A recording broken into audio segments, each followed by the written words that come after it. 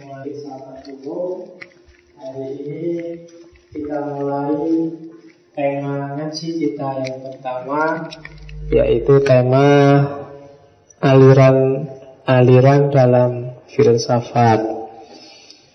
Kita awali dari romantisisme. Biasanya sebenarnya orang memulai aliran-aliran itu enaknya dimulai dari, kalau itu sejarah biasanya mulai Yunani, atau kalau itu modern biasanya diawali dari Descartes, rasionalisme, kemudian empirisisme, kemudian dilanjutkan oleh Immanuel Kant dengan kritisisme, baru setelah itu romantisisme. Cuma dengan mempertimbangkan teman-teman kemarin sudah dapat idealisme, sudah dapat materialisme, paling tidak sudah dapat gambaran tentang apa itu empirisisme, apa itu rasionalisme, termasuk sudah dapat Immanuel Kant, apa itu kritisisme, sedikit banyak. Jadi untuk sementara saya tidak ngulang itu dulu, saya masuk dulu ke yang belum pernah dibahas. Jadi maka jadilah awalnya romantisisme. Ya nanti kalau sudah kira-kira sampai finish aliran-aliran habis, bila perlu kita akan kembali lagi mengulang beberapa yang dianggap penting yang belum disampaikan di aliran-aliran, termasuk tentang Descartes, David Hume, dan Immanuel Kant. Jadi biar wawasannya tambah luas. Untuk sementara saya tekankan di wawasan ini dulu aja. Yang penting ngerti istilah-istilah, ngerti judul-judul. Yang lain ya semoga dapat hikmah dikit-dikit lah. Karena ya filsafat itu kan tujuannya menata pikiran, menata gimana memahami realitas, termasuk juga menjaga agar isi yang ada di kepala kita itu hal-hal yang bagus-bagus. Karena kadang-kadang isi kepala itu tidak terkontrol. Hidup kita itu disetir oleh apa yang bunyi dalam pikiran kita. Tadi saya naik motor itu, lampu merah berhenti, belum hijau masih kuning, yang belakang ini ngebel-ngebel, tin gitu kan. Nah itu kan terus biasanya kira nesu kan, mesu-mesu, kurang ajar. Ini masih belum hijau, masih nesu-nesu, kamu anggap dia ganggu kamu. Kenapa kamu bisa marah? Karena kamu membaca bel itu dengan pikiran yang negatif. Kamu anggap dia marah-marah bel kamu. Coba kamu balik, isi pikiranmu jangan gitu. Kalau waktunya kuning mau hijau ada orang ngebel-ngebel, itu sebenarnya ngingetin kamu. Jadi ayo bro, sudah mau hijau nih, jangan ngantuk aja. Nah itu kan beda kan tanggapanmu. Jadi bunyi bel itu kalau kamu pahami, ayo bro, pas padahal ya ini mau hijau, itu kan enak kamu. Mungkin kamu malah senyum-senyum ke dia, oke makasih bro, diingetin kan gitu. Tapi karena kamu bacanya sambil marah-marah, kurang ajar, ini belum hijau, sudah ngebel-ngebel ya. Beda tanggapannya. Dan itu yang sering terjadi sehingga hari ini banyak orang tawuran, banyak orang gegeran, karena memang cara dia membaca isi pikiran marah-marah. Belajar filsafat ini kita coba belajar yang tidak marah-marah, tidak negatif-negatif. Kita cari hikmah-hikmah positif biar hidup kita juga positif. Coba rasakan ya, kalau teman-teman masih internetan terus baca gegeran atau perdebatan misalnya, itu kan rasanya beda dengan baca humor atau baca yang lucu-lucu, baca yang sufi-sufi. Itu kan yang bergerak di dalam dirimu kan beda. Begitu baca Wahabi, Syiah harus disingkirkan, Ahmadiyah, itu kan gejolak yang ada dalam dirimu itu beda dengan kalau baca sufi, hidup itu harus sabar, jangan kemurungsung, itu kan beda. Maka ngaji filsafat sebenarnya bisa kamu kejarlah hikmah-hikmah itu untuk biar menata isi pikiranmu, menata batinmu. Di setiap pikiran pasti ada yang bagus dan penting, karena setiap filosof membaca realitas sesuai perspektifnya. Dan realitas itu biasanya akan terulang lagi, muncul dengan model dan model yang mirip-mirip saja. Termasuk nanti romantisisme. Apalagi yang muda-muda. Romantis itu kan biasanya konotasinya dengan romantis itu, hari ini romantis itu agak fisikal. Romantis itu kalau makan malam di traktor, di restoran, cahayanya remang-remang, terus kan gitu, itu terus disebut romantis. awalnya memang arahnya ke situ, cuma ketika itu jadi sangat fisikal sebenarnya sudah agak geser dengan romantisisme. Karena romantisisme tujuannya tidak fisik. Mungkin karena memang dunia anak muda termasuk dunia pacaran hari ini memang sangat fisik dan praktis dan instan kan gitu. Sekarang kalau zaman dulu ingin menyatakan ingin nembak itu nggak gampang, harus bikin surat dulu, nulis surat bisa berhalaman-halaman itu dulu kalau orang jatuh cinta mesti jadi penyair karena dia harus nulis surat itu bisa sak buku kosong itu bisa habis. Wah keliru salah berapa garis saja ganti lagi terus ngirim. Dan dahsyatnya itu kan kalau nunggu dibalas nggak ya, ditolak atau nggak ditolak kan balasannya juga sama-sama surat. Yang balas juga harus bikin kata-kata yang gimana ya caranya. Dan itu bagi saya indah, romantis. Kalau hari ini kan enggak, paling kamu cuma SMS, mau nggak jadi pacarku kan selesai dari sana, nggak selesai kan. Tapi kalau pakai surat kan ada wah, panjang, lebih romantis. Tapi kalau hari ini enggak, agak instan. Oke. Romantisisme dalam ketika orang belajar filsafat sering-sering fase romantisisme ini diloncati. Orang biasanya ketika modern ngomong rasionalisme, empirisisme, kritisisme, terus biasanya loncat ke fase-fase belakang, Nietzsche ke belakang, termasuk kontemporer, dekonstruksi dan lain-lain sampai posmo. Tapi menurut saya penting karena romantisisme itu adalah cara baca peradaban Eropa yang paling belakangan. Karena setelah itu Eropa membaca realitas itu macam-macam. Setelah terkodak jadi ada model dulunya rasional, kemudian empiris. Fase terakhir ini fase yang romantik. Jadi gaya terakhir, jadi model terakhir yang dilakukan orang-orang Eropa untuk membaca realitas budaya, realitas hidupnya. Jadi Eropa itu ketika mengalami pencerahan luar biasa setelah Renaissance, Enlightenment, the Age of Reason, era akal, itu kan gandrung luar biasa dengan akal, gandrung luar biasa dengan cara berpikir rasional, dengan filsafat model Descartes, model Kant, model David Hume dan macam-macam. Nah, romantisisme membalik itu. Jadi ketika orang sudah jenuh dengan yang rasional, ketika orang sudah bulat dengan yang masuk akal, terus larinya ke romantisisme, era itu. Jadi puncaknya rasionalisme itu kan ketika ada revolusi Perancis melahirkan negara bangsa dan seterusnya itu. Dan romantisisme ini nanti yang melahirkan para filosof besar. Bahkan beberapa yang kemarin kita kenal, Hegel, kemudian kamu kenal Karl Marx, kemudian kamu kenal Rousseau, kamu kenal Voltaire dan lain-lain, itu sebenarnya banyak dikategorikan sebagai para filosof romantik.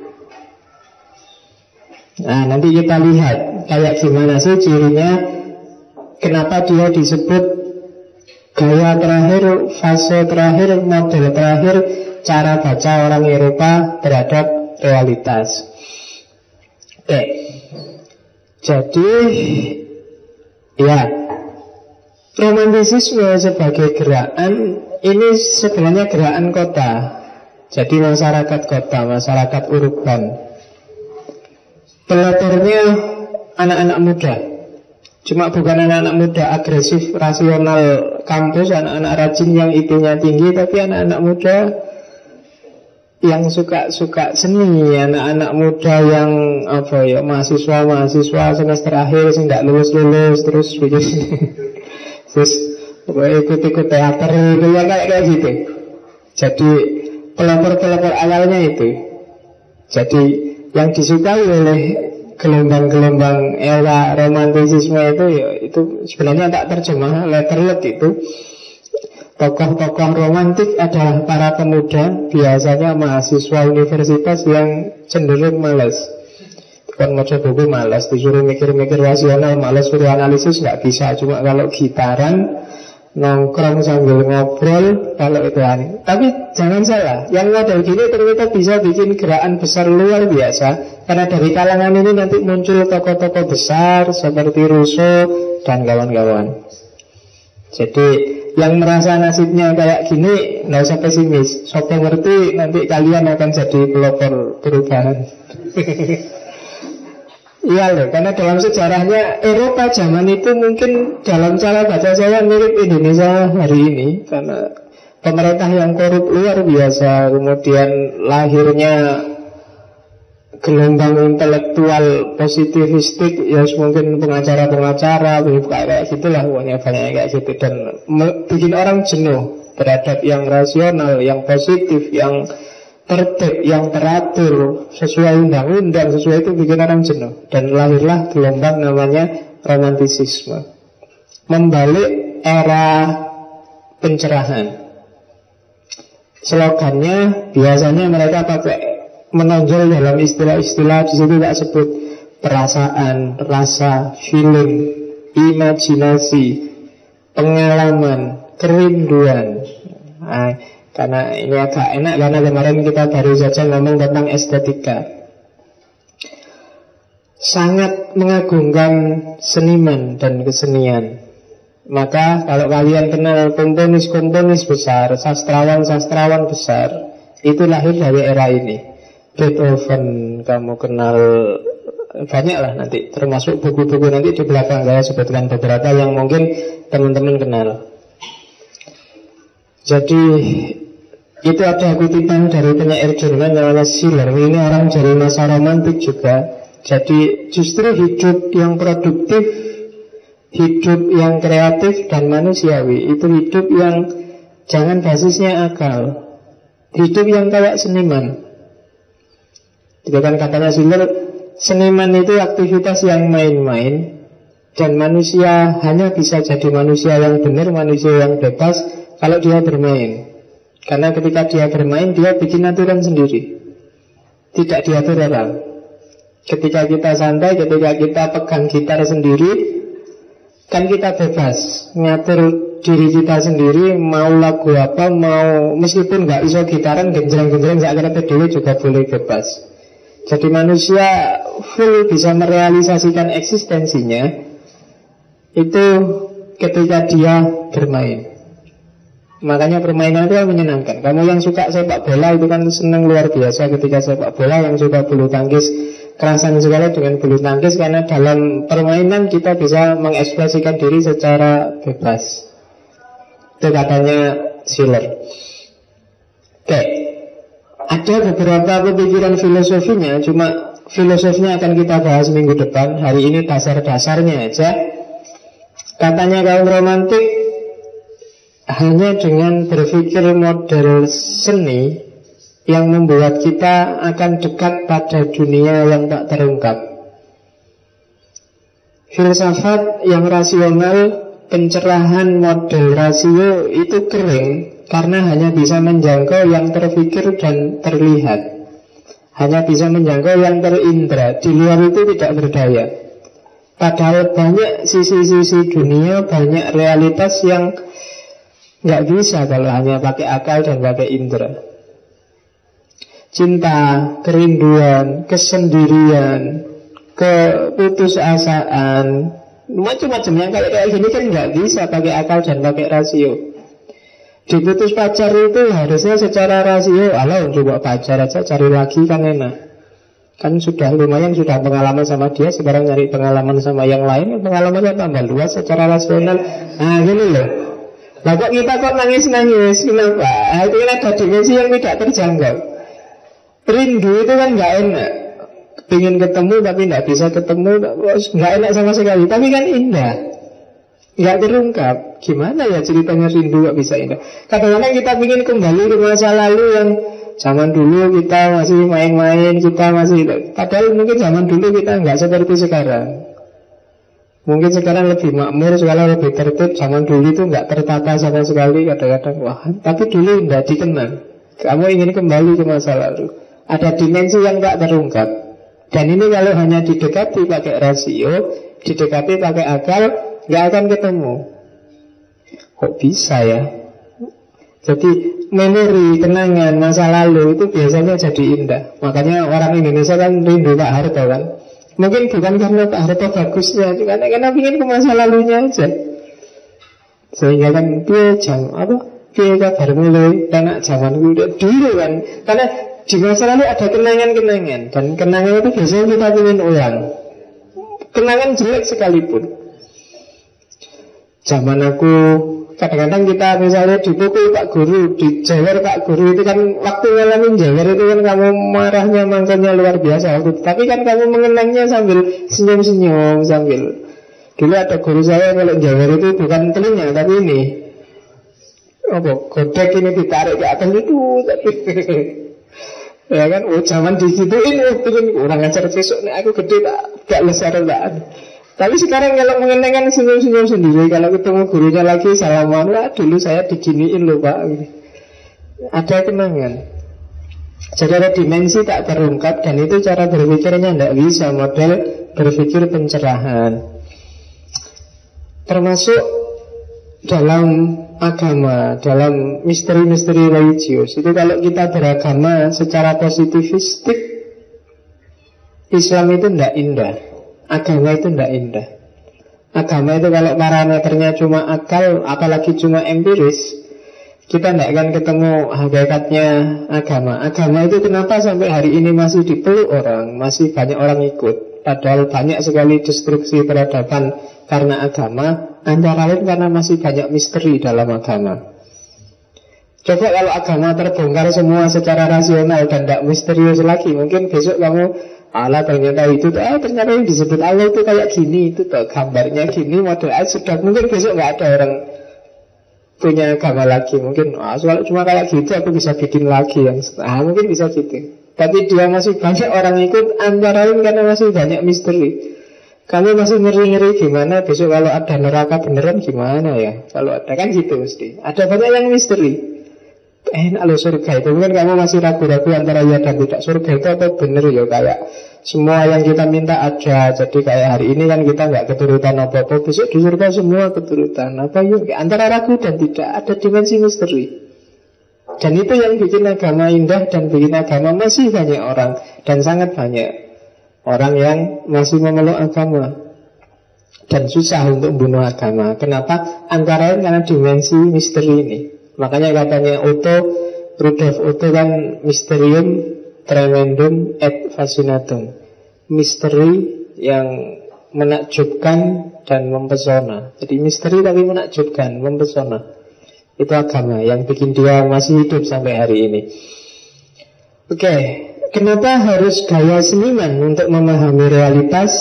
Kalau gaya seniman kan berarti pakai imajinasi, bukan pakai akal. Apa bisa kita memahami realitas tidak pakai akal tapi pakai imajinasi?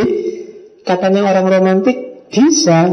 Justru dengan pendekatan imajinatif kita tidak berpikir pasif, tapi berpikirnya kreatif. Dengan mendekati alam semesta secara imajinatif, kita tidak sekedar menyerap alam semesta, tapi juga menciptakan sendiri alam semesta versi kita.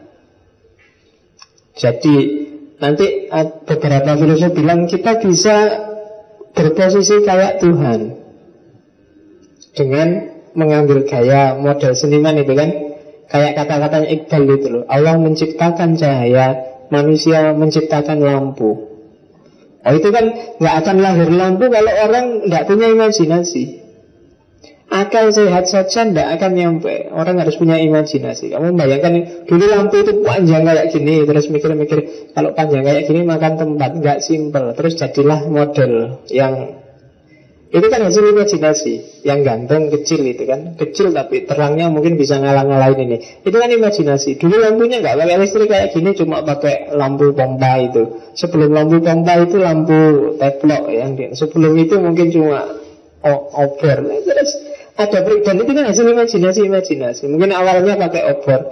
Nah kalau obor kayak gini cepat habis ya gimana ya. Terus lahirnya lampu teplok. Terus ini kalau gini nggak terlalu terang, lahirnya lampu petromak itu. Zaman dulu kalau mau maghrib kan setiap rumah ngantri ngumpul lampu petromak itu.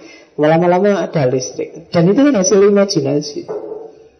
Jadi katanya kelompok romantis, enggak lah, kalau hanya pakai akal dunia tidak akan berkembang. Kita harus mimpi, kita harus kayak seniman. Makanya jargonnya adalah dunia harus jadi impian dan impian harus jadi kenyataan.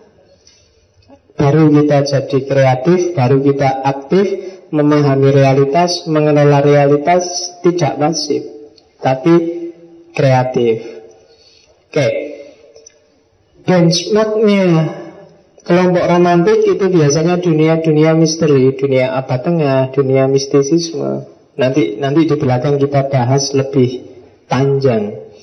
Dan kadang-kadang ada yang khas dari kelompok romantik ini, mereka suka yang kadang-kadang sisi gelap, yang dianggap salah, yang dianggap jelek, yang dianggap tidak sopan, mistisisme, supranatural. Nanti coba dilihat karya-karya sastranya itu kan kadang-kadang misteri Dracula, model-model Frankenstein. Itu kan era-era romantik lahirnya karya-karya itu. Sisi gelap manusia, manusia yang sedih, manusia yang depresi, manusia. Banyak tema-tema yang seperti itu lahir dari era romantik. Ya, itu catatan kecil. Kalau kamu baca sejarahnya romantisisme, banyak anak-anak muda penganut romantisisme, termasuk beberapa filosofnya itu nanti matinya mati muda. Ya, enggak biasa. Kenapa seniman itu mati muda? Karena sering-sering banyak yang tidak care dengan kesehatannya. Uripe sak karepe dhewe. Kalau zaman itu banyak yang kena penyakit TBC. Sebagian lagi bunuh diri. Ada yang monumental, ada satu buku tulisannya Goethe. Tulisannya Goethe itu judulnya The Sorrow of Young Wahrer, kalau nggak salah, pemuda Wahrer. Kalau diterjemah mungkin penderitaan pemuda Wahrer. Saya lupa, kelihatannya sudah ada terjemahannya itu. Novel ini luar biasa. Boomingnya zaman itu, di era-era romantik itu, ceritanya seorang pemuda yang ditolak cintanya, kemudian patah hati, kemudian depresi, dan akhirnya bunuh diri. Dan gara-gara terpengaruh novel ini, banyak sekali zaman itu anak-anak muda yang ikut-ikutan bunuh diri. Seru kan, novel aja bisa mempengaruhi. Sampai ceritanya novel ini dilarang di beberapa negara Eropa zaman itu. Norwegia, Denmark itu melarang novel ini diterbitkan di situ. Karena setelah baca itu kemudian orang jadi terpengaruh, kemudian ada masalah dikit aja sudah bunuh diri. Nah, itu dahsyatnya karya sastra. Kalau Inggrisnya coba cari ya. Kalau Inggris pasti bisa di-download karena buku klasik biasanya free. Cari The Sorrow of Young Wahrer. Wahrer itu saya lupa. Kalau bukan Wahrer, U biasanya U pakai titik 2 atasnya, atau Wahrer pakai A, saya lupa. Karena Jerman. Yang nulis Goethe. Ya, Goethe itu Goethe. Nama lengkapnya siapa saya lupa, tapi dia terkenal, ya salah satu tokoh romantisisme. Dan itu berpengaruh. Itu kan kayak kemarin beberapa waktu di Indonesia ada isu lagu yang bikin orang bunuh diri. Jangan dengerin loh, nanti kamu pengen bunuh diri kan. Saya lupa lagu apa itu, kemarin baru booming. Di Jepang pernah juga ada kejadian seperti itu. Film yang menginspirasi banyak orang untuk bunuh diri. Kalau di Amerika kan banyak film tiba-tiba ada penembakan, ada orang stres karena dia punya senjata, terus masuk kampus, orang di kampus ditembaki semua. Itu sebenarnya juga pengaruh kan. Film-film Amerika kan mesti gitu, model-model Rambo gitu kan. Satu orang bisa bunuh banyak orang. Habis nonton film Batman, terus dia terobsesi musuh Batman, terus masuk gedung film, terus kan gitu. Sama kalau zaman ini novelnya Goethe berpengaruh. Kalau era pencerahan punya jargon cogito ergo sum, I think therefore I exist. Kalau orang-orang romantik punya jargonnya Rousseau, itu bahasa Jerman, bahasa Perancis, yang artinya aku raiso mocong, aku raiso Perancis. Daripada tak baca keliru, tak baca terjemahannya aja. For us to exist is to feel. Bagi kita, exist itu berarti bisa merasa.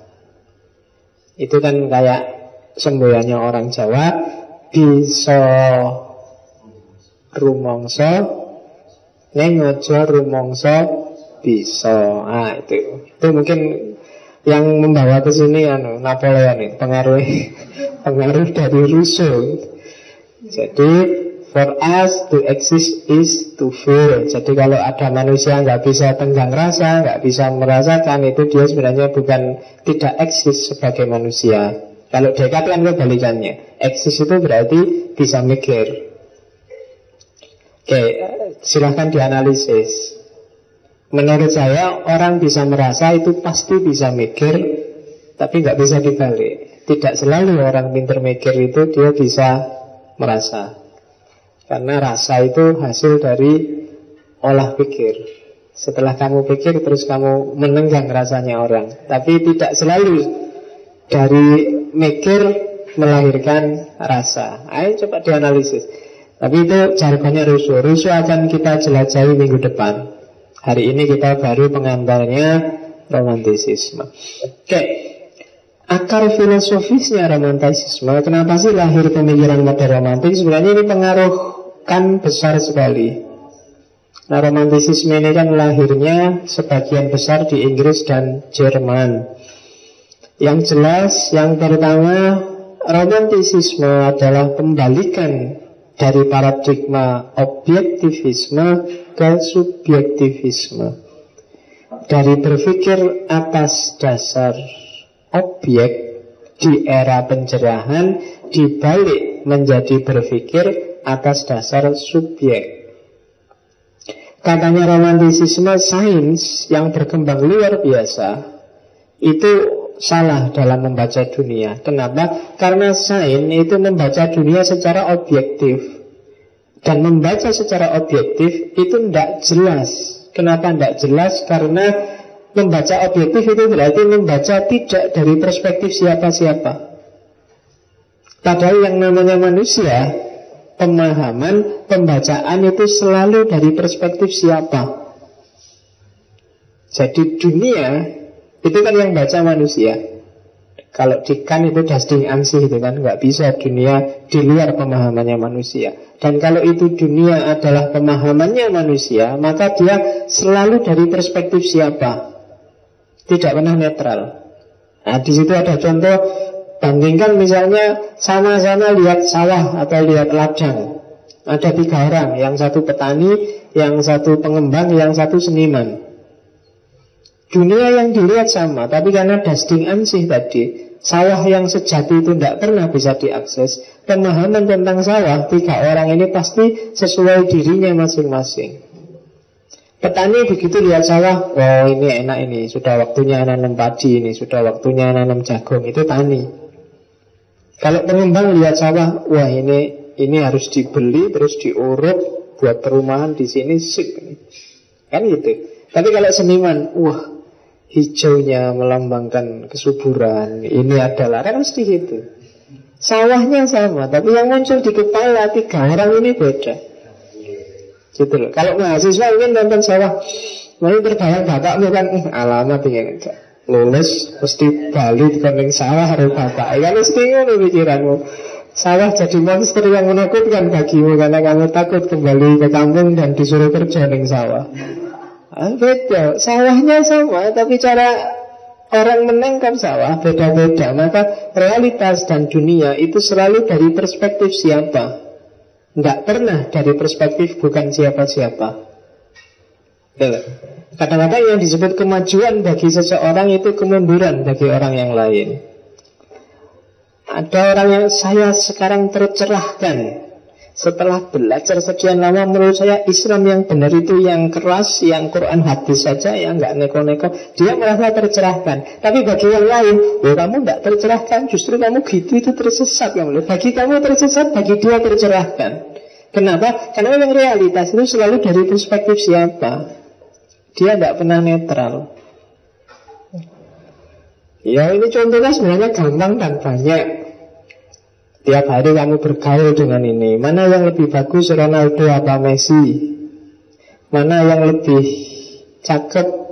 Cobalah artis itu, mesti macam-macam. Kenapa? Karena realitas selalu dari perspektif siapa.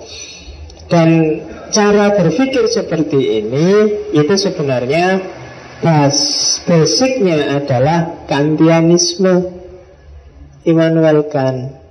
Kalau di Kant kan sudah ditegaskan bahwa das Ding an sich, realitas apa adanya, itu tidak pernah ketemu. Realitas kan sesuatu yang bisa kamu, meja ini realitas, lantai ini realitas. Tapi meja yang sejati, lantai yang sejati kan nggak akan ketemu. Selalu meja menurut aku, lantai menurut aku, atau menurut dia, atau menurut kamu. Gitu loh. Indonesia itu kayak gimana sih? Setiap kepala akan membunyikan secara beda-beda sesuai perspektifnya sendiri-sendiri. Indonesia yang asli terus kayak gimana? Nggak tahu. Nah, yang asli itu namanya das Ding an sich. Nggak bisa diakses das Ding an sich itu. Islam yang paling benar itu kamu pontang-manting nyarinya. Kenapa? Selalu Islam sesuai pemahaman setiap orang. Jadi das Ding an sich-nya Islam itu kalau pakai Immanuel kan nggak akan kepegang. Kalau ada orang tanya, lo kan bikin khilafah Islam itu ya menurut siapa? Lo Islam yang asli, lo asli itu menurut siapa? Akan susah mengejarnya. Selalu Islam menurut siapa? Maka mungkin kalau pakai perspektifnya kan bukan masalah mana yang sejati, mana yang tidak sejati, tapi masalah mana yang menang dalam pertarungan wacana untuk memperebutkan makna Islam itu dalam dunia sosial. Maka cara diskusinya sudah beda. Bukan lagi mengejar otentisitas, tapi melihat pertarungan makna, pertarungan perebutan untuk mencari mana makna Islam yang dianggap leading, dianggap benar. Kalau di Iran yang dianggap leading dan memenangkan pertarungan wacananya ya Syiah. Tapi di Indonesia yang menang adalah Sunni. Sekarang mulai geser-geser lagi, ada Wahabi, ada Salafi, ada bertarung habis-habisan. Kita lihat nanti pemenangnya siapa. Tapi mana Islam yang sejati tidak akan kepegang. Semuanya Islam versi, Islam perspektif. Islammu juga Islam versi dan Islam perspektif. Dan itu ya natural aja. Al-Quran kan sudah bilang sir'atan wa minhajan wa ja'alna minkum. Jadi sudah memang tak bikin banyak jalur, banyak gaya, dan itu manusiawi. Oke, nah berarti implikasi dari pikirannya kan itu yang nanti jadi romantisisme adalah kita memahami dunia dari perspektif manusia, dan sebenarnya dunia ini dibentuk oleh perspektif kita. Kita lah yang bikin dunia ini. Dunia ini wajahnya kayak apa tergantung kita. Apakah dunia ini wajahnya rusak atau wajahnya bagus, itu sebenarnya kita yang bikin. Karena kita aktornya di dunia ini. Nah itu akar filosofisnya nanti yang membalik paradigma pencerahan yang objektif. Nah ya, ini secara sejarah.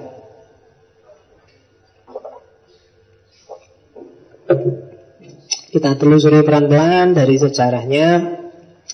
Dimulai abad 18, dipuncaki abad 19. Sekitar ya tahunnya sekitar tahun itulah 1790-an, puncaknya tahun 1820-an. Muncul pertama di Eropa Utara, khususnya Inggris dan Jerman.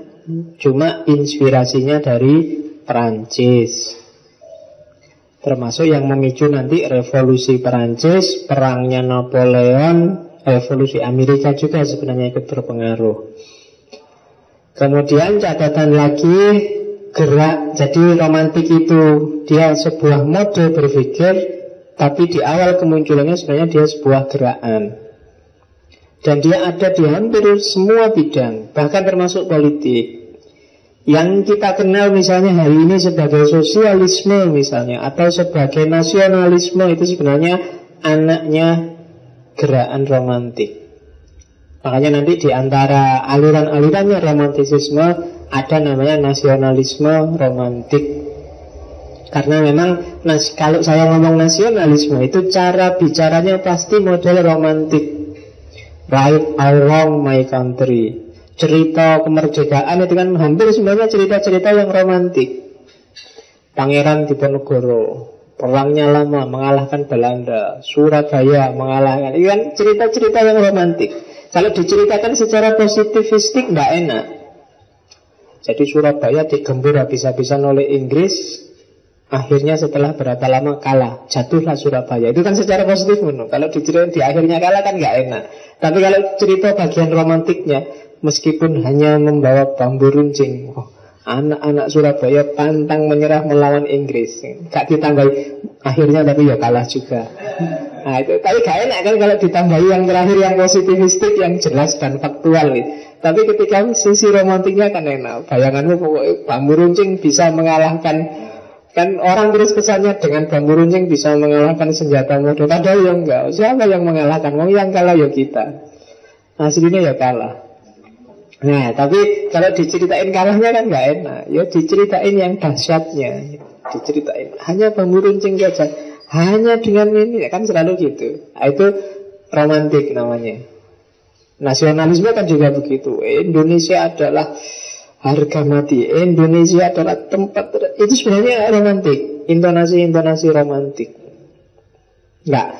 Atau kalau nggak ada Indonesia terus kamu nggak hidup. Kan yo sebenarnya negara itu kan belakangan. Dia lahir juga belakangan. Kamu tinggal membangkitkan nasionalisme yang mana. Mungkin sekarang karena Indonesia rusak, tidak karu-karuan. Ini harusnya Mojopahit ini hidup lagi. Karena kamu terus menuh. Itu sebenarnya romantisisme. Pengen kembali ke belakang. Nah ini gerakan seperti itu muncul di Eropa Utara tahun 70, abad 18-19. Kerinduannya sama, melihat ini ada revolusi industri yang luar biasa. Orang sudah jadi kapitalis semua, ngejar uang semua, terus ada kerinduan kembali ke era klasik, kembali ke abad tengah, kembali ke mistik-mistik kembali. Dan itulah romantisisme. Oke, asumsi-asumsi ini asumsi filosofisnya secara umum, ini asumsi pemikirannya ya, bukan asumsi gerakannya. Romantisisme sebenarnya percaya bahwa hakikatnya manusia itu baik. Kayak agama, manusia itu fitrah, suci, hanya saja dia terus jadi rusak oleh institusi bikinan manusia sendiri. Baik itu institusi ekonomi, institusi sosial, institusi budaya, institusi agama, pendidikan, termasuk pemerintah. Kamu itu suci, murni, baik. Jadi sampai kayak kamu hari ini, itu sebenarnya yang merusak kamu. Itu mulai agama kadang-kadang juga gitu, sosial juga begitu, budaya juga begitu, pendidikan kadang-kadang secara nggak sadar malah ngerusak kamu. Apalagi pemerintah. Jadi kamu itu hancurmu itu gara-gara ikut yang gitu-gitu itu. Makanya jargon besarnya romantisisme yang pertama itu freedom, kebebasan. Bebaskan dirimu dulu dari segala macam institusi itu. Itulah. Jadi kalau sekarang banyak sekali labelmu, banyak sekali topengmu, lepaslah satu-satu. Aku Indonesia dibuang dulu. Bahkan aku Muslim sisihkan dulu. Aku orang Jawa, orang Madura, sampai hanya tersisa satu aja. Aku manusia. Baru setelah aku manusia, kamu kembalikan lagi satu-satu tadi. Islamnya dikembalikan, Indonesianya dikembalikan. Ketika kamu sudah stabil, ketika kamu parameternya sudah aku manusia, nah itu enak sudah. Kamu bisa menyaring Islam masuk, tapi mana ya yang kira-kira institusi Islam yang mau tak ikuti ini, jangan-jangan ada yang tidak manusiawi, mana ya, kan gitu. Institusinya loh ya, bukan Islamnya. Kan sering gitu. Orang sering kebalik. Jadi Islamnya dulu, manusianya belakangan. Padahal fakta namanya Islam, fakta namanya Indonesia, itu kan dunia. Dan kalau itu dunia kan seperti tadi, sebenarnya itu perspektif. Jadi kebalik. Nah parameter paling dasar itu aku manusia. Jadi rumah besarnya harus aku manusia. Hari ini banyak orang kebalik. Itu yang bikin terus banyak aksi-aksi atas dasar agama, aksi-aksi pemerintahan, aksi-aksi sosial yang sebenarnya kontraproduktif terhadap kemanusiaan. Kenapa? Karena manusianya ditaruh di belakang, padahal manusianya harus jadi dasar. Nah, itu asumsinya romantisisme. Jadi berpikir, berperilaku, bertindak yang paling dasar, nilai yang harus kamu pegangi adalah aku manusia. Baru terus ditambahi segala atribut, segala topeng, segala label yang lain, yang semuanya tidak boleh nabrak dengan prinsip aku manusia. Dan asumsi kedua sebagai implikasi tadi, terus sehingga orang-orang romantik percaya pada kebebasan, percaya pada kesetaraan. Setiap orang itu bebas, setiap orang itu setara. Kapan-kapan kita ngomong filsafat kebebasan, karena dasarnya semua ilmu, dasarnya semua filsafat, dasarnya semua seni itu sebenarnya adalah, termasuk dasarnya semua agama, itu harus kebebasan. Karena bebas itu nanti korelasinya dengan moralitas, korelasinya dengan tanggung jawab, korelasinya dengan estetika. Kalau bahasa Inggris bebas itu ada freedom, ada liberty, ada independent. Masing-masing implikasinya beda-beda. Kalau freedom itu berarti bebas dari, kalau liberty itu bebas untuk, kalau independen itu mandiri, tidak terpengaruh. Untuk bisa freedom, untuk bisa bebas dari, pertama-tama harus independen. Maka proklamasi kemerdekaan itu kalau bahasa Inggris disebut Independent Day. Jadi harus independen dulu, tidak tergantung dulu. Itu syarat pertama. Selama kita masih tergantung, berarti kita tidak akan bisa freedom. Dan kalau tidak freedom, pasti tidak akan bisa liberty, deliberate kalau bahasa filosofinya. Jadi kalau kita tidak independen, kita masih tergantung pada banyak hal, kita tidak akan bisa bebas dari. Paling tidak kita tidak akan bisa bebas dari ketergantungan kita. Kalau kita nggak bisa bebas dari, maka kita nggak akan bisa bebas untuk melakukan apapun. Freedom for. Jadi bebas untuk, itu liberty, itu kan freedom for. Nah, jadi kalau Indonesia itu masih banyak tergantung, sebenarnya dia belum merdeka. Jadi kalau diputus, sudah tak putus, kamu nggak tak utangin, terus Indonesia itu kolaps, itu berarti dia sebenarnya tidak merdeka. Jadi sampai hari ini mungkin kita sebenarnya belum merdeka. Independen ada belum, apalagi freedom, apalagi liberty. Nah, itu nanti masuk di filsafat kebebasan. Filsafat kebebasan sambungannya nanti filsafat keadilan. Nah, kalau bebas saja belum, nggak mungkin akan ada keadilan. Ya sudah benar, istilah keadilan sosial itu paling akhir. Karena memang ya target dan fokusnya ada pada keadilan, tapi prosesnya harus bebas dulu. Dan itu yang pertama-tama diperjuangkan oleh kelompok romantik, kebebasan dan kesetaraan manusia.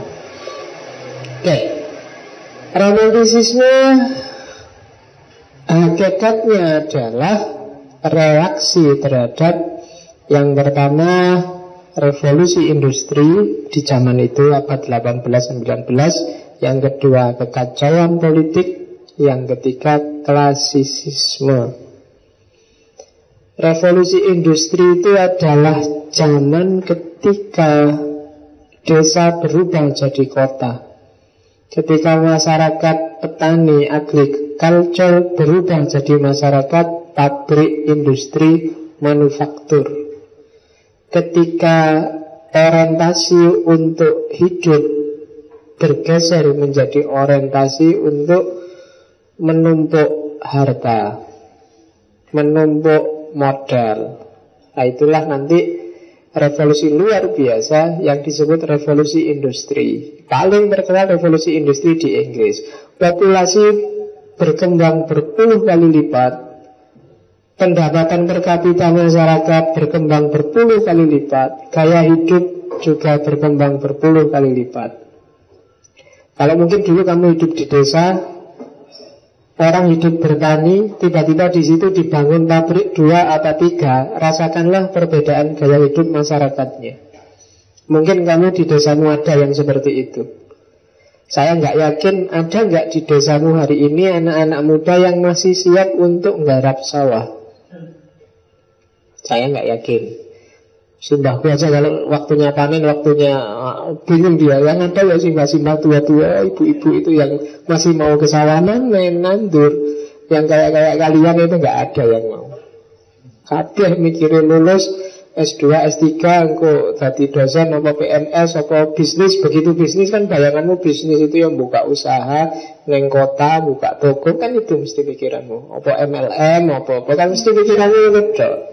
Kamu jarang mikir, ini kampung nanti yang ngurusi sawah, yang ngurusi anu siapa.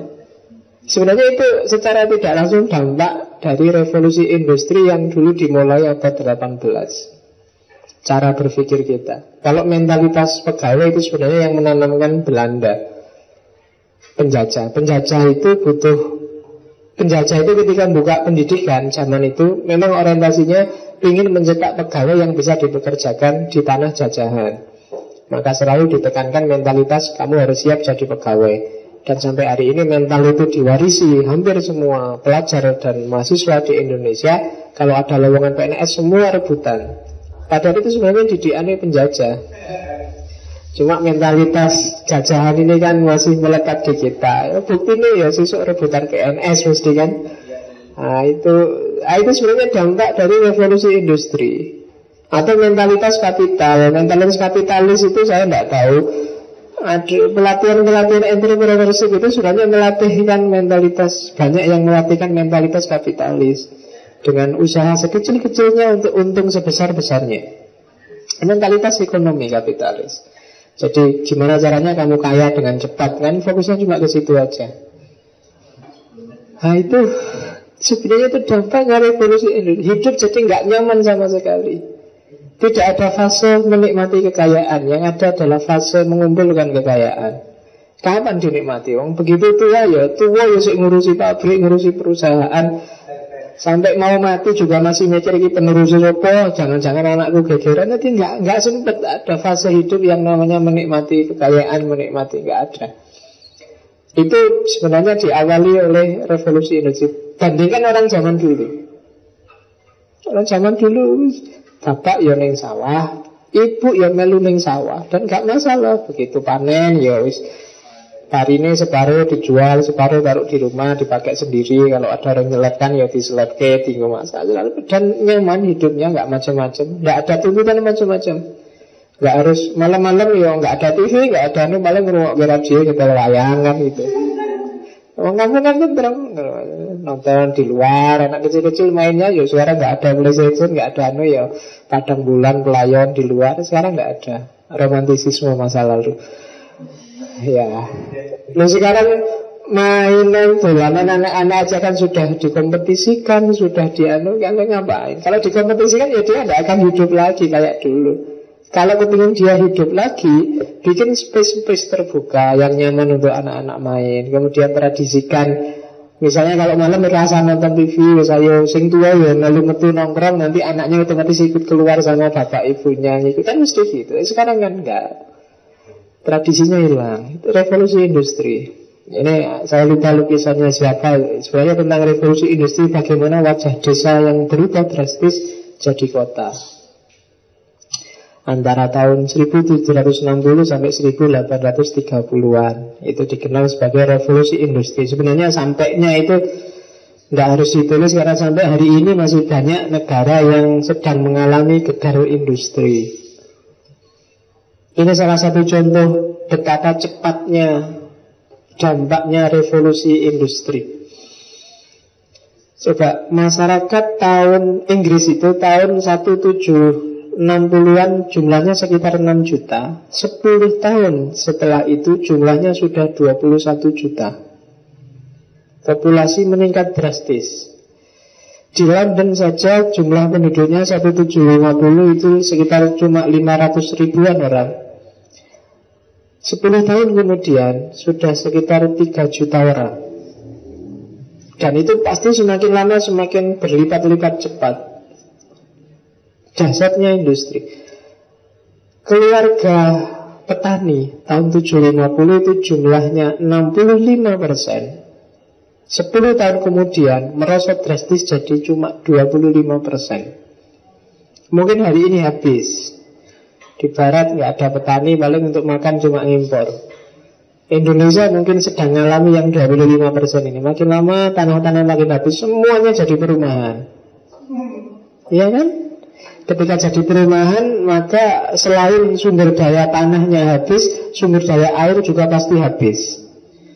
Mana ada perumahan mau mikir sumber daya air? Yang penting kan dia paling di bor, di artesis, di itu, dan itu menghabiskan sumber daya air sekelilingnya.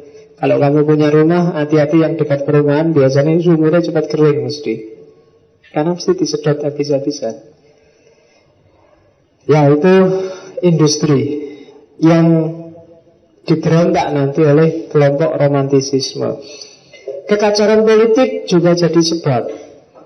Revolusi Amerika, revolusi Perancis, perang Napoleon. Ini yang memicu. Yang paling dahsyat itu revolusi Perancis, Raja Louis ke-16 zaman itu. Jadi pemerintahan kerajaan, model kerajaan yang diberontak sendiri oleh masyarakat menengah ke atas. Nanti masyarakat menengah ke atas ini terpecah dua juga yang berontak. Ada kelompok bangsawan, ada kelompok proletar, rakyat biasa. Dalam gelombang pertama yang memimpin nanti kelompok rakyat biasa, tapi terus dikalahkan juga oleh kelompok borjuis, antara lain Napoleon. Dan di Napoleon inilah nanti Perancis jaya, coba bikin perang di mana-mana. Napoleon itu kan sepanjang masa pemerintahannya dia kerjaannya perang terus. Ada sekitar, kalau di sejarahnya 7 atau 8 fase perang, yang hampir semuanya dimenangkan Napoleon kecuali fase-fase terakhir ketika kalah dia di Rusia. Dan itu yang memicu orang jadi ternyata industri, ternyata orang semakin pintar, ada booming enlightenment lah, ada booming renaissance lah, ada booming pencerahan lah. Ternyata perilakunya tidak semakin baik. Isinya perang, gegeran. Revolusi Amerika kan juga begitu. Amerika itu dijajah Inggris. Ketika dia ingin merdeka, dia kerjasama dengan Perancis. Kan gitu, terus terjadi revolusi macam-macam. Termasuk patung Liberty itu bukan Amerika yang bikin. Patung Liberty itu yang bikin Perancis. Terus ditaruh di Amerika untuk balas jasa. Dan ketika perang revolusi Amerika ini kan nanti ada salah satu panglimanya Perancis yang diperbatukan di sana. Dan semboyan dari Amerika dibawalah ke Perancis, yang nanti itu jadi awal lahirnya republik di Perancis. Yaitu, masih ingat semboyannya revolusi Perancis? Equality, terus lupa, liberty, equality, fraternity. Kebebasan, kesetaraan, dan persaudaraan. Ini nanti yang jadi cikal bakal lahirnya sistem pemerintahan republik. Dan banyak sistem-sistem jelimet lain yang ditemukan oleh Napoleon. Termasuk nanti dibawa oleh Napoleon ke Mesir dan berpengaruh ke dunia-dunia Islam, sehingga melahirkan negara bangsa di wilayah-wilayah dunia Islam. Setelah awalnya model khilafah. Dan kekacauan-kekacauan politik inilah nanti yang memicu antara lain lahirnya romantisisme. Nah, dari sisi filsafat, dari sisi pemikiran, yang mempengaruhi adalah sebenarnya Age of Reason, era pakai akal, era Renaissance, yang itu secara umum cara berpikirnya disebut klasisisme.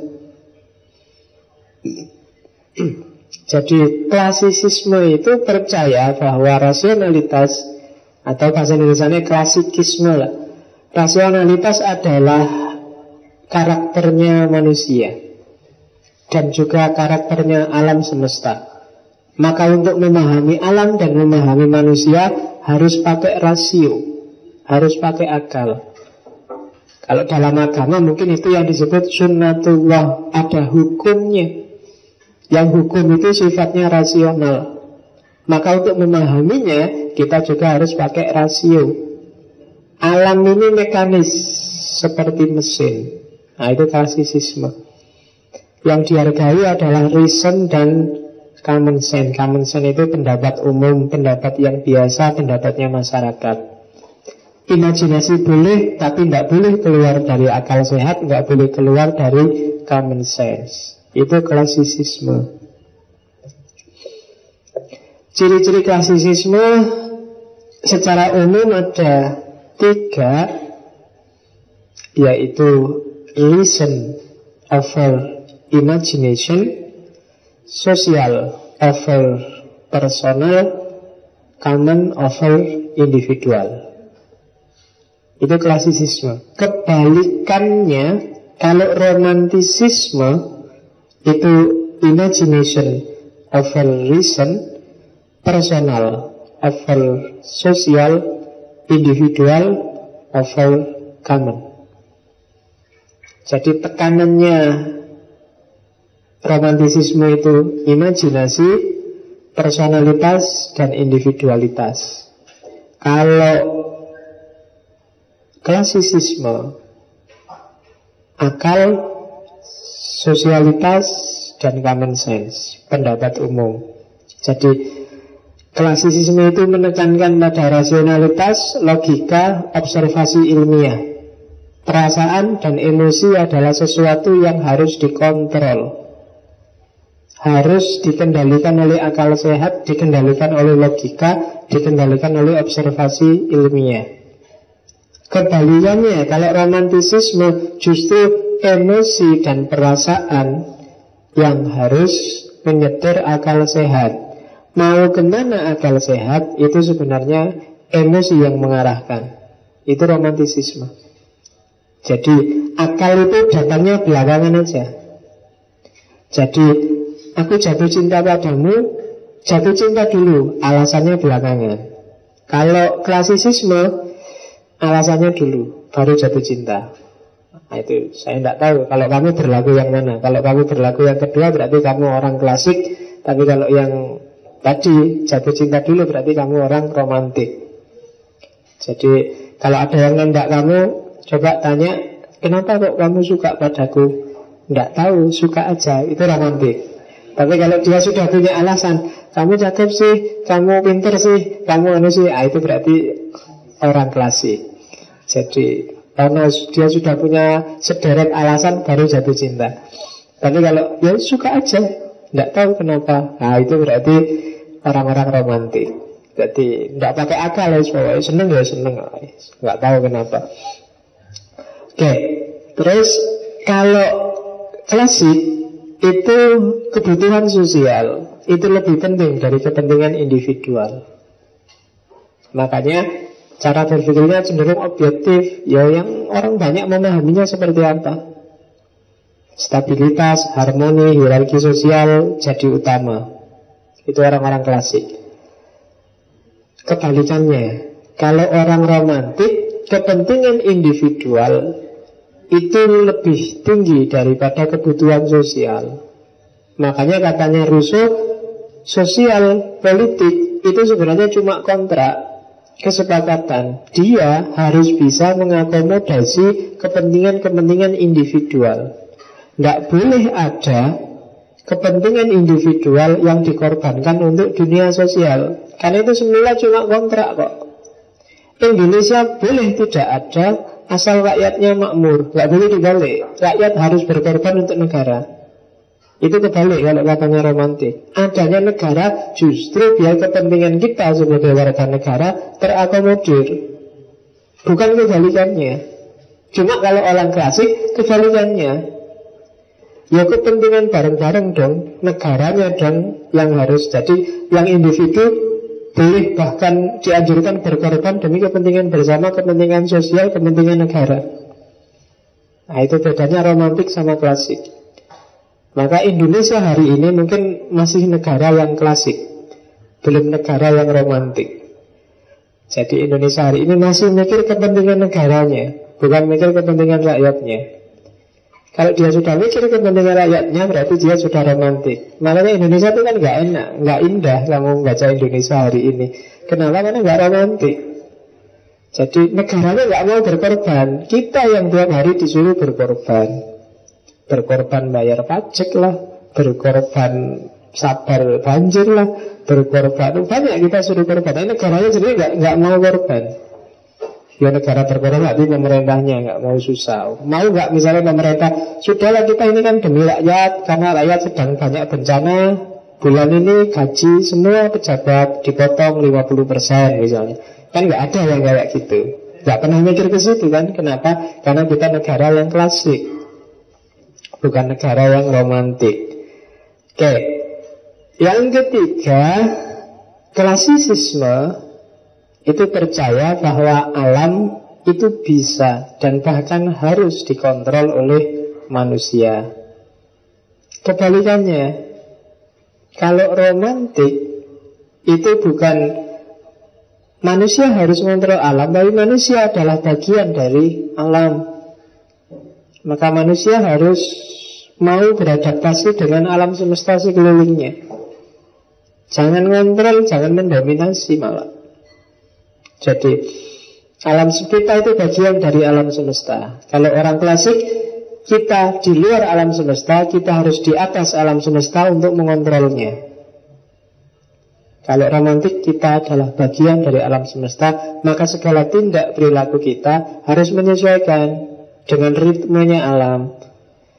Sekarang banyak bencana, sekarang banyak longsor, banyak kacau, sedikit banyak manusia turut andil. Mungkin karena kita selama ini ada di luar, ada di atas, maunya ngontrol malah ngerusak, nggak jadi ngontrol, sehingga ritmenya kacau. Coba kemarin kita tempatkan diri kita di dalam ritme alam semesta, mungkin nggak kejadian seganas ini, bencana macam-macam itu kan, karena alam semestanya sudah rusak. Oke, itu bedanya romantisisme sama klasisisme. Kalau klasisisme, kebenaran dan ketertiban dapat ditemukan melalui observasi ilmiah. Kalau di romantik enggak, observasi ilmiah itu enggak akan menemukan kebenaran. Kalau menemukan common sense, konvensi bisa, tapi yang benar enggak bisa. Karena kebenaran selalu dalam perspektif. Observasi ilmiah mungkin bisa menemukan gejala alam, tapi tidak akan bisa menjangkau gejala manusia. Maka sains itu tinggal kamu baca, apakah sains itu gejala manusia atau gejala alam. Nah, kalau bagi klasisisme ya sains itu gejala alam.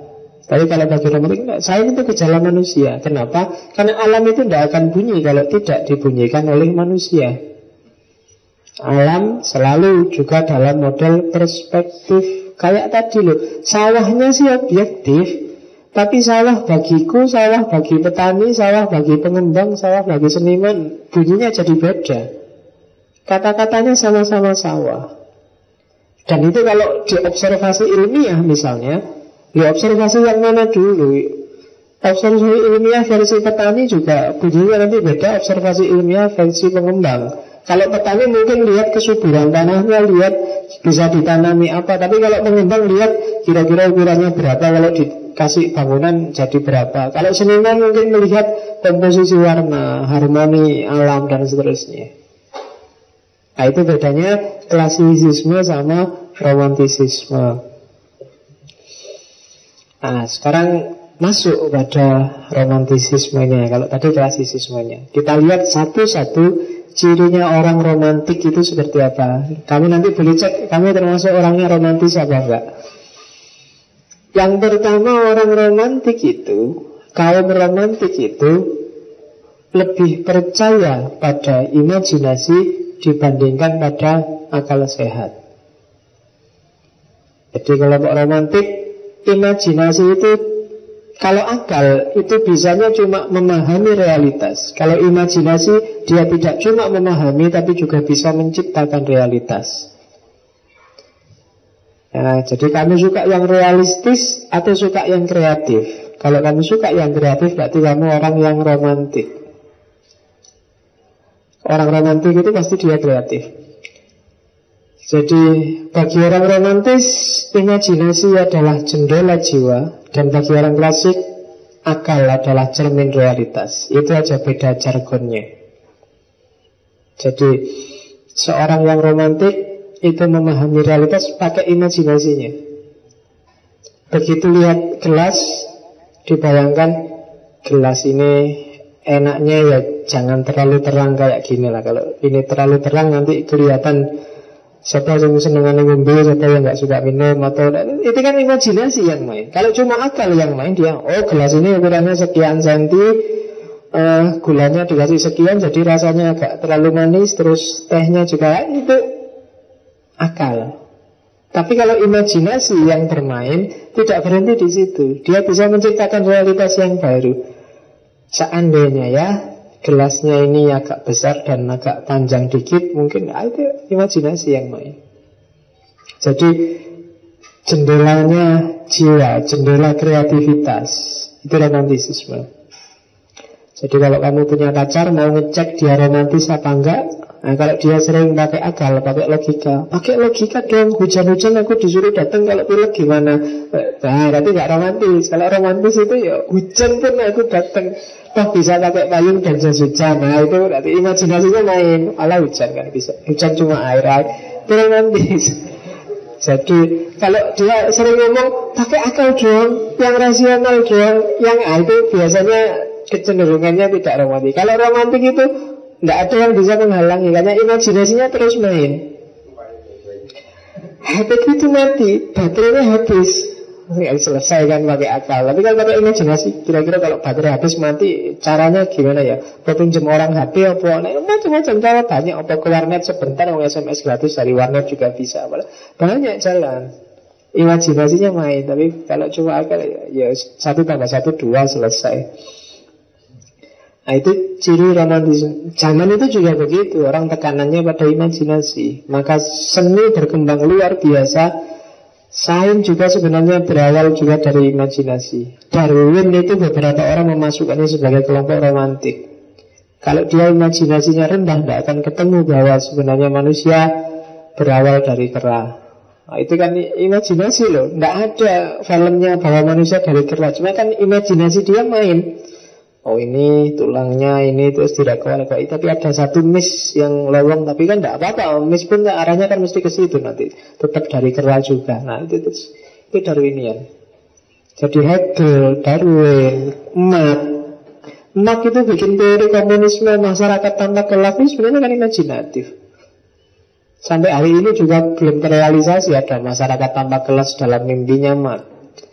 Tapi kan dia dahsyat bisa mengeluarkan teori itu. Kenapa? Tekanannya pada imajinasi, kreativitas. Bedanya orang pinter sebenarnya tidak melulu pada akal sehat dengan yang tidak pinter, tapi pada imajinasi. Imajinasi itu kelihatan kalau kamu nggarap ujian, biasanya kelihatan. Kalau yang akal sehat itu biasanya hafalan. Jadi kalau nggarap itu ini, ini habis baca ini, nah itu berarti kamu andalanmu akal sehat, kamu pakai akal sih. Jadi ciri-cirinya ada 5, 1, 2, 3, 4. Yang kelima apa ya tadi ya, karena mesti gitu kamu.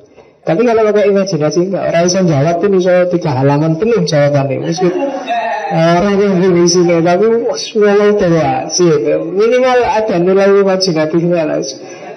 Gak nyambung soalnya tapi bisa ngomong 3 halaman penuh, itu sip itu kan. Nggak sembarangan. Orang bisa kayak gitu. Oke. Dan itu kan luar biasa. Meskipun nggak jadi, caranya untuk mengapresiasi jangan disambungkan sama soalnya. Kamu lihat aja. Oh itu apik. Bisa ngomong kalau ini kita sampo. Nah itu imajinasi. Oke. Ciri yang kedua, orang romantik itu lebih suka pada alam atau lebih suka pada yang alami. Jadi orang romantik melihat alam semesta ini secara organis. Kalau orang rasional tadi, klasis tadi, melihat alam semesta itu secara mekanik.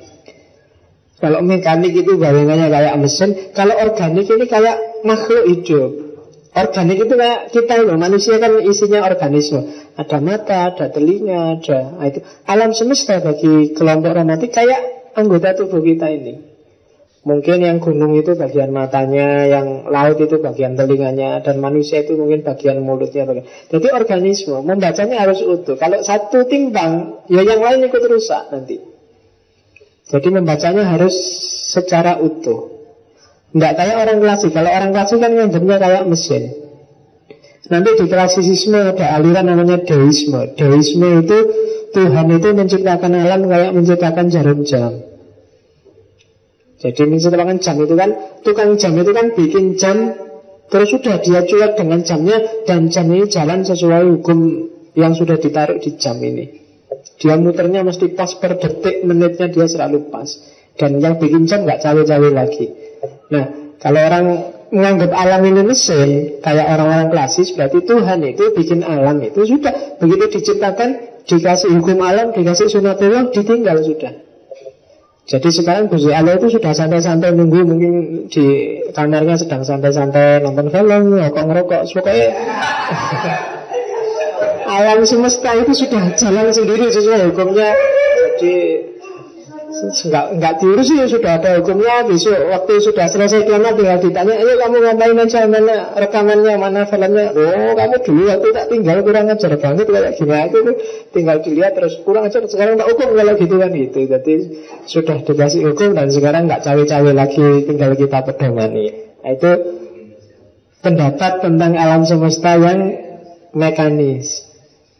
Nah, kemudian karena dia organik, jadi tidak mekanis, maka setiap variabelnya sebenarnya, kalau ingin lihat kehidupan, itu berarti seluruh alam semesta secara utuh itulah nanti yang namanya kehidupan.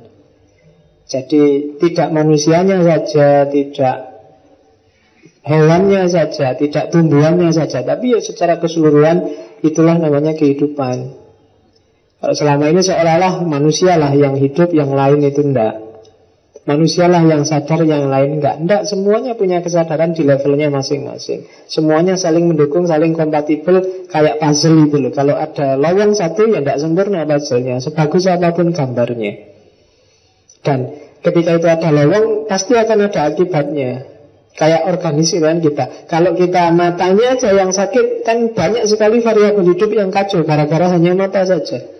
Karena nggak bisa dipisah-pisah. Gigi sakit, oh itu kan macam-macam sudah. Gigi sakit, makan jadi nggak enak, makan jadi nggak enak, kepala jadi pusing, telinga juga jadi rewel, dengar suara ada dikit kamu sudah marah-marah, ya kan?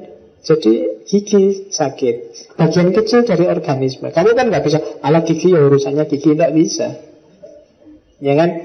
Ya kayak kalau kamu diinjek, dipukul itu kan, yang dipukul tangannya, yang nangis matanya, yang mengaduh mulutnya, yang kan selalu gitu.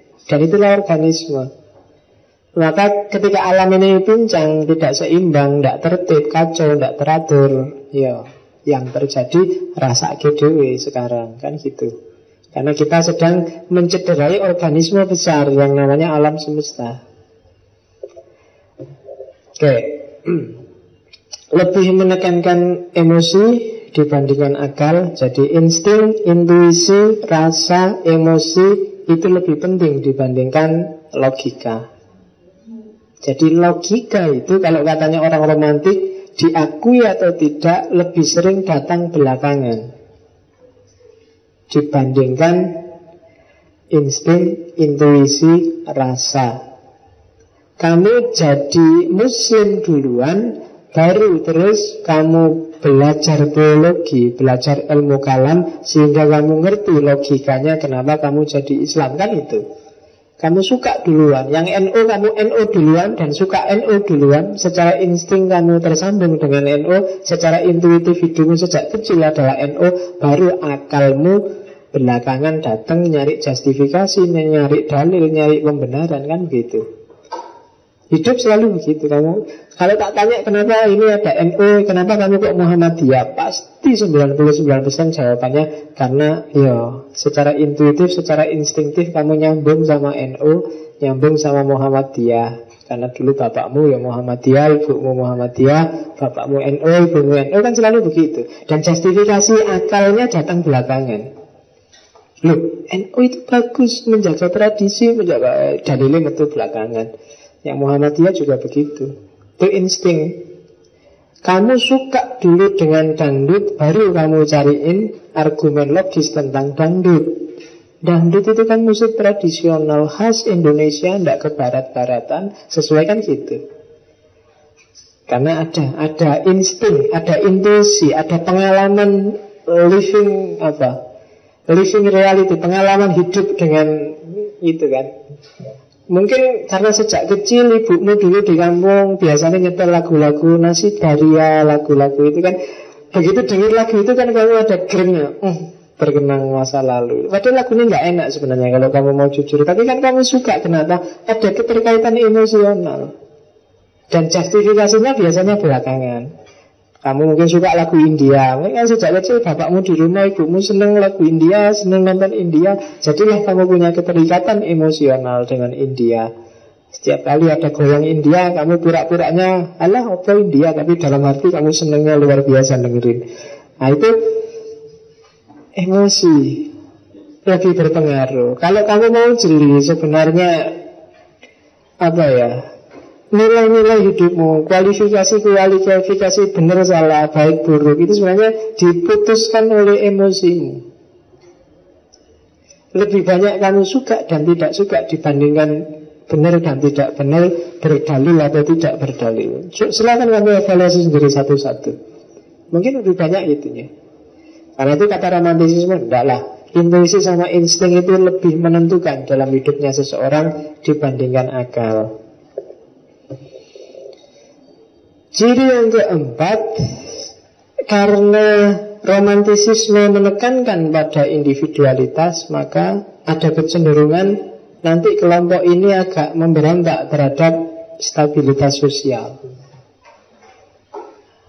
Jadi tekanannya bisa introspeksi, tekanannya psikologi, tekanannya melankoli, sadness itu atau kemuraman, itu romantisisme. Jadi zaman-zaman itu termasuk novel, termasuk itu banyak mengeksploitasi kemuraman, mengeksploitasi kesedihan, mengeksploitasi melankoli.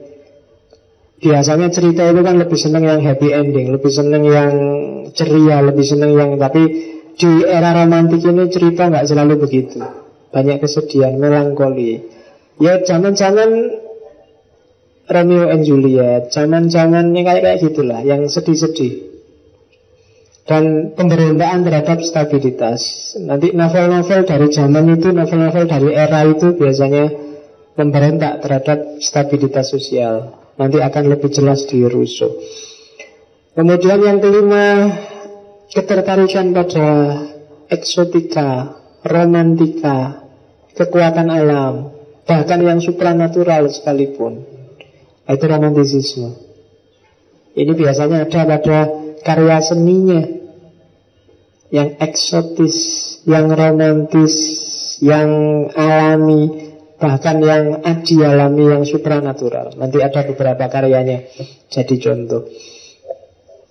Oke ya, ringkesannya itu nggak tak baca satu-satu, pasti yang tak jelaskan tadi diringkes di situ.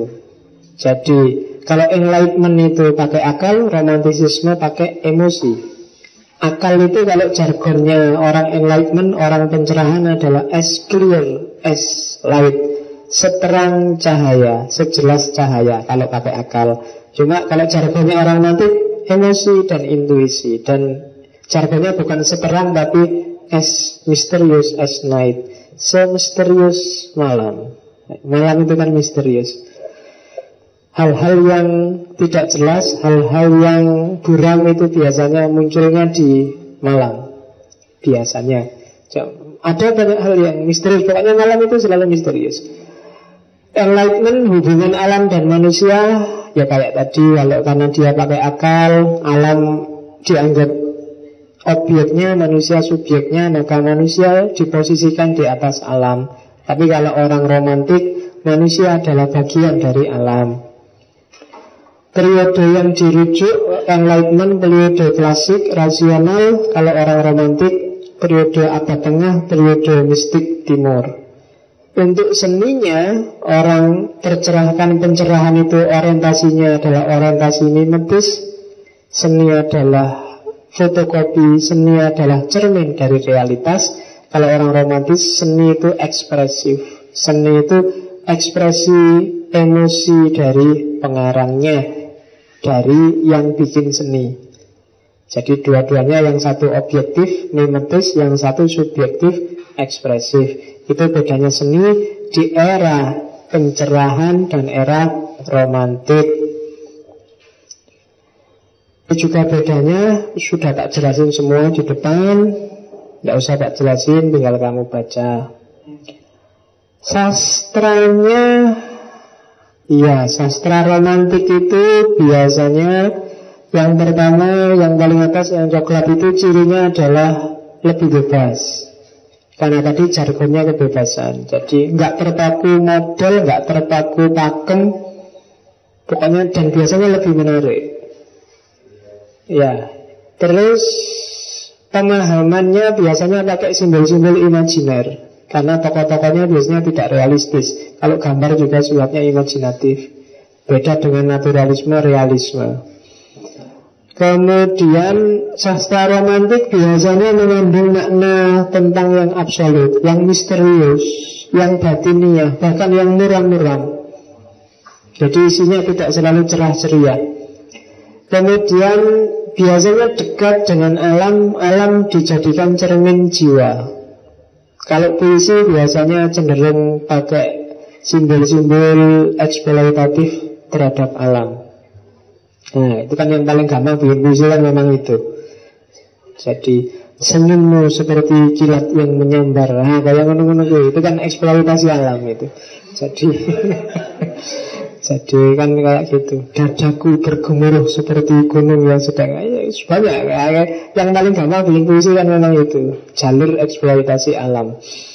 Oke, terus cirinya lagi mengekspresikan kekuatan imajinasi dan kreativitas. Karena memang orang romantik dasarnya adalah imajinasi dan kreativitas.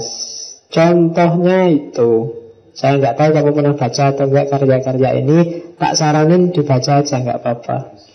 Ivanhoe, Les Miserables, Three Musketeers, Frankenstein, Dracula, Robinson Crusoe, Faust, dan lain-lain. Termasuk yang bilang tadi karyanya Goethe, The Sorrow of Young Werther. Ivanhoe itu cerita bangsawan Prancis zaman. Nanti di cerita Ivanhoe nanti ada tokoh yang kamu kenal hari ini, yaitu Robin Hood. Nah, Robin Hood itu salah seorang pendukung, meskipun tokoh utamanya Ivanhoe, tapi nanti di dalam itu ada tokoh yang nanti sempalannya dibikin tersendiri jadi Robin Hood, Sir Walter Scott.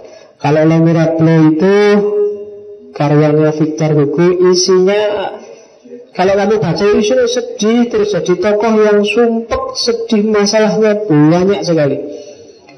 Ini Les Miserables. Dari awalnya dia jadi pesakitan di penjara berapa tahun, sampai di penjara keluar, seneng dikit jadi gubernur, tapi terus dapat masalah banyak, difitnah, disiksa, macam-macam. Terus seneng sama cewek, ceweknya juga jadi budak di keluarganya, harus lari-lari. Oh, ini itu susah. Terus itu Les Miserables. Cari Victor Hugo. Victor Hugo juga nulis, saya lupa, yang mungkin dibikin kantor, Hunchback of Notre Dame. Hunchback of Notre Dame. Kalau di Indonesia diterjemah jadi si bongkok dari Notre Dame. Jadi ini penjaga lonceng gereja yang orangnya jelek, bongkok, tapi menyelamatkan cewek cakep. Itu Hunchback of Notre Dame. Kalau Three Musketeers, ngertilah kalian, pengawal kerajaan tiga ya. Pasti sudah nonton filmnya Alexander Dumas. Frankenstein, Mary Shelley, pasti juga sudah pernah nonton. Itu kan inovasi bikin orang, tapi orangnya jadi monster. Meskipun nanti belakangan monster ini juga ternyata bisa punya rasa dikit-dikit. Dracula, apalagi kalian sudah ngerti lah, tonton filmnya. Kalau males baca novelnya, itu kan seorang penulis yang tersesat di kastilnya Dracula. Robinson Crusoe, filmnya juga ada. Ini kan cerita tentang novel tentang orang yang tersesat di pokoknya daerah terpencil sendirian, dan dia harus menjalani hidup kayak manusia yang awal yang nggak punya apa-apa selain mengandalkan alam. Itu Robinson Crusoe.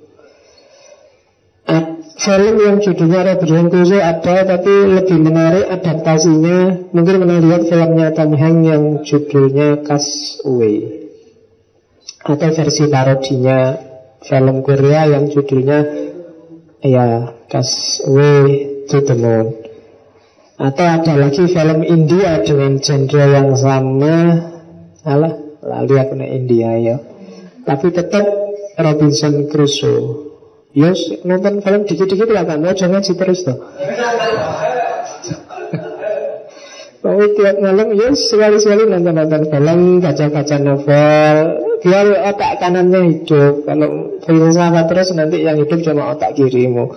Otak kanan juga butuh nutrisi ya, nonton film apa lah gitu yang asal jangan film Indonesia yang baru-baru yang horor sama seks itu.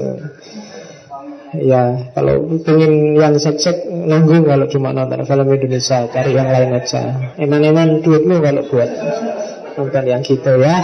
Kalau sekedar nyari yang gitu-gitu loh ya, kan nanggung film Indonesia. Pada lihat itunya ya. Oke, nyari yang berkualitas lah. Banyak novel-novel bagus, banyak karya sastra yang bagus. Nah itu bagi yang butuh. Ini bisa di-download gratis, cuma bahasa Inggris. Ivanhoe, Dracula, Frankenstein, Three Musketeers dan lain-lain ya. Oke, kalau penyair saya tidak tahu di sini ada sastrawan apa enggak. Pasti sudah pernah dengar orang-orang itu.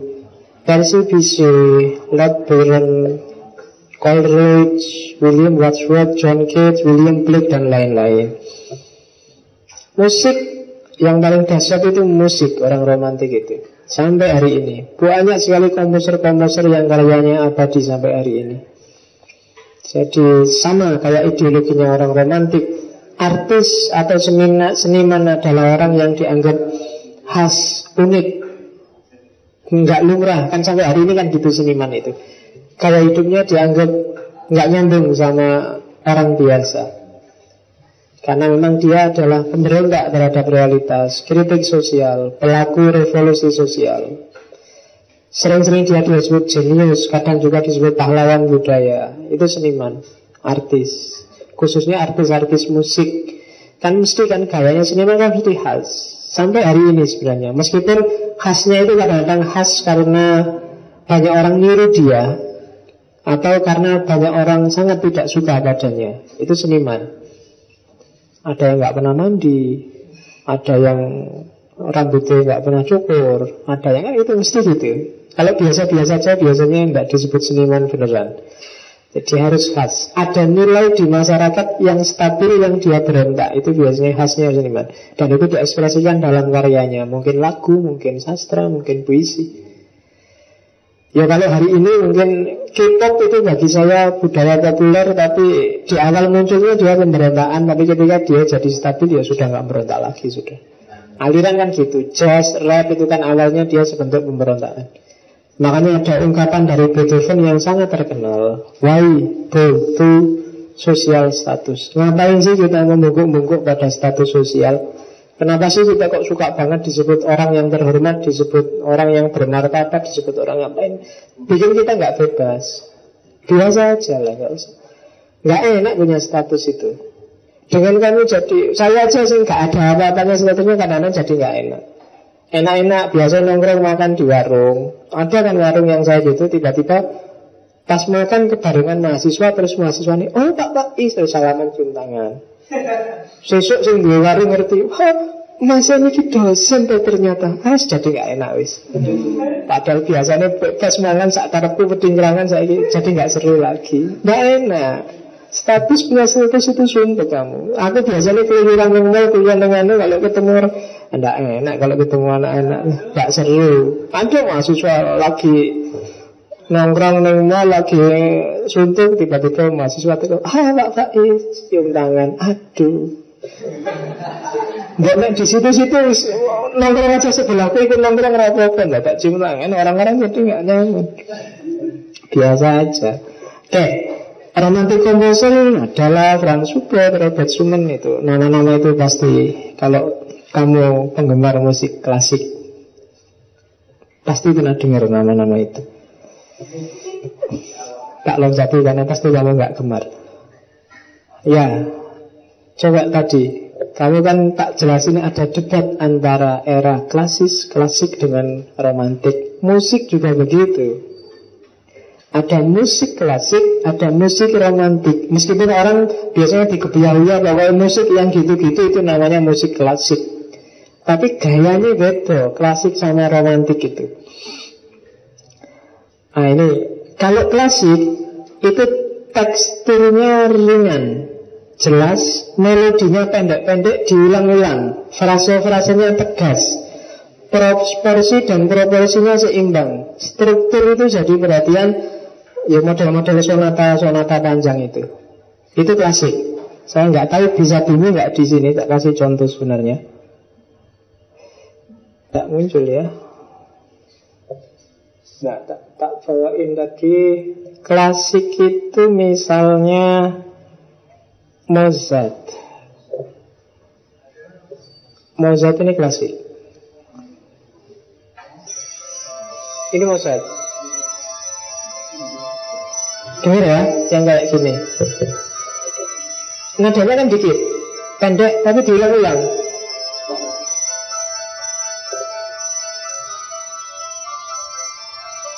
Kan diulang-ulang. Itu klasik. Ada lagi misalnya yang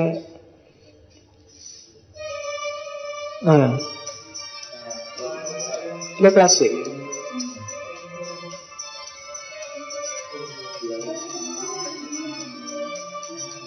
Beda sama Beethoven. Beethoven itu romantik. Romantik itu ekspresinya biasanya penuh emosi. Kalau tadi kan ringan. Tapi kalau romantik biasanya penuh emosi. Tidak hanya emosi cinta, kadang emosi sedih, emosi benci. Pitch-nya lebih panjang. Jadi ringnya nggak kayak tadi diulang-ulang nada pendek diulang. Tapi ini agak panjang kalau romantik. Harmoninya lebih kaya.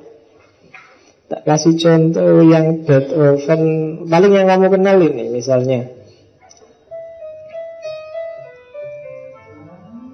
Ini kan panjang ringnya. Jadi ngulangnya itu nunggu beberapa pitch. Tahu ini Beethoven. Orang biasanya yang sedang jatuh cinta suka Moonlight Sonata. Meskipun saya yakin kamu nggak kenal.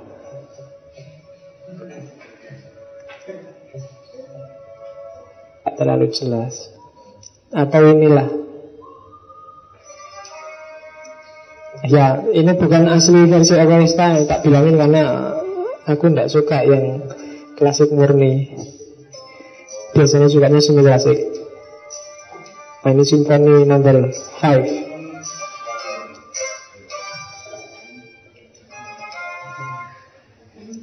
Kita Beethoven yang ini.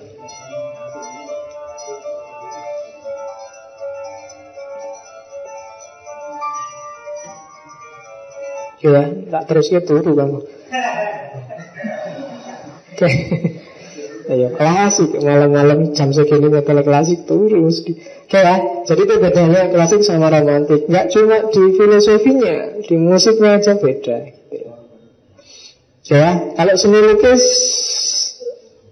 itu cirinya. Kalau seni lukisnya itu cirinya era romantik, bedanya sama klasik. Lebih bebas, goresan-goresannya cair, warna-warnanya biasanya lebih kuat, lebih tajam, komposisinya lebih kompleks, kontrasnya tegas, gesturnya ekspresif. Misalnya ini lukisannya Giraud, Wrath of Medusa.